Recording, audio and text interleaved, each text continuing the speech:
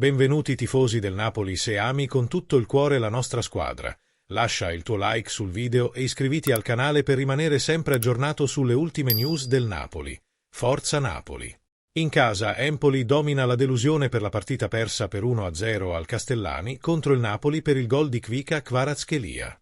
Il georgiano ha sbloccato la gara al 63esimo minuto trasformando il dubbio calcio di rigore rimediato da Politano per un contatto in area con Anjorin.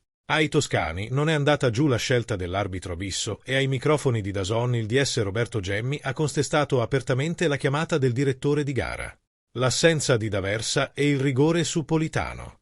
Il direttore sportivo azzurro Roberto Gemmi ha sostituito D'Aversa.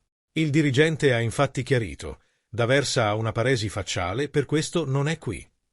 Gemmi si è poi soffermato sull'azione che ha cambiato la partita, il fallo da rigore di Anjorin. State glissando. Vorrei delle spiegazioni sul rigore.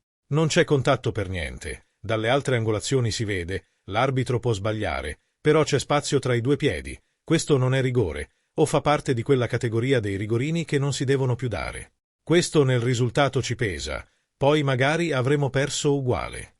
Non lo capisco questo rigore. Empoli di solito è una piazza molto tranquilla, ma anche nel primo tempo era innervosita da conduzioni che sembravano non in linea.